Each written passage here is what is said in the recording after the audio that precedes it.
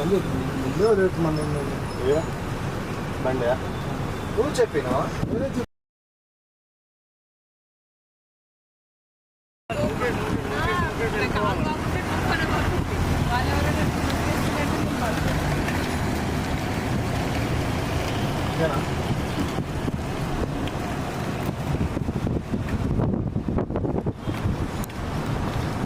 Phone phone phone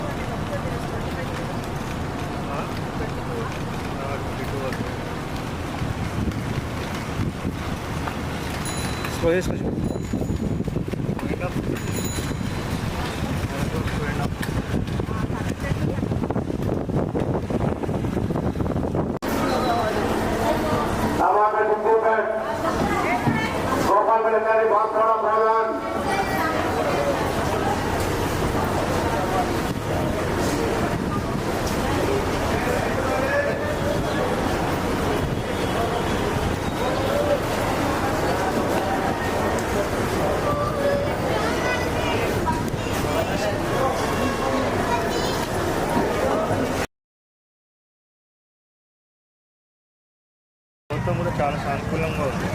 ఎక్కడెక్కడైతే అవసరం vehicles పెడుతున్నారు, ప్లస్ కొన్ని ప్లేస్లు ఏంటంటే మనకి మహిళల ద్వారానే తీసుకొని సో అవి కూడా ఆర్టీసీ రెంట్ రూపంలో పెడుతున్నాం.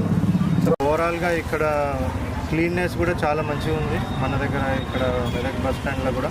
సో కూల్ డ్రింకింగ్ వాటర్ కూడా ఒక 2-3 రోజులలో ఏర్పాటు చేయడం జరుగుతుందని డిఎం గారు చెప్పింది. రామాయంపేటలో కూడా బాగుంది. ఇంకా మెరుగైన సౌకర్యాలు ఏమేమి ప్రజలకు కలిగించగలుగుతాం అవన్నీ కూడా ఈ బస్ స్టాండ్లలో ఏర్పాటు చేస్తాం. ప్లస్ ఈ Medak bus stand, Ramayampet bus stand ఇవన్నీ కూడా మోడర్నైజేషన్. సో స్థానిక ఎమ్మెల్యే గారు కూడా ప్రపోజల్స్ గవర్నమెంట్కి సబ్మిట్ చేయడం జరిగింది. సో తొందరగానే మరి ఆ ప్రపోజల్స్ కూడా అన్ని శాంక్షన్ చేపించి ఈ 2 బస్ స్టాండ్స్ కూడా మన జిల్లాలో మోడర్నైజేషన్ చేసి ఇంకా మంచి ఎక్విప్మెంట్స్ తీసుకొని వచ్చి ప్రజలకు ఇంకా మెరుగైన సౌకర్యాలు కూడా అందించడం జరుగుతుంది. అదేవిధంగా కొన్ని ప్లాట్ఫామ్స్ కూడా త్వరలోనే ఇప్పుడు పరిశీలించడం జరిగింది. పనులు ఇంకా ప్రారంభం కాలేదు. ఎక్స్ట్రా ప్లాట్ఫామ్స్ కూడా మన మెదక్ డిపోలో కట్టడం జరుగుతూ ఉంది. సో అవి కూడా ఒక 2-3 రోజులలో ఆ పనులు కూడా ప్రారంభించి తొందరగానే అవి కూడా మనం కంప్లీట్ చేసుకున్నట్లయితే ప్రజలకు ఇంకా పెద్ద బస్ స్టాండ్ ఇది మనకి నిర్మాణం అవ్వడానికి కూడా ఆస్కారం ఉంటుంది. సో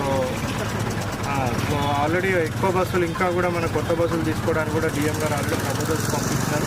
ప్రభుత్వం కూడా చాలా సానుకూలంగా, ఆర్టీసీ మేనేజ్మెంట్ కూడా చాలా సానుకూలంగా మహిళలకు ఉపయోగపడే విధంగా ఎన్ని బస్సులు అంటే అన్ని బస్సులు కూడా పెంచడానికి కూడా ప్రభుత్వం సిద్ధంగా ఉంది. Thank you.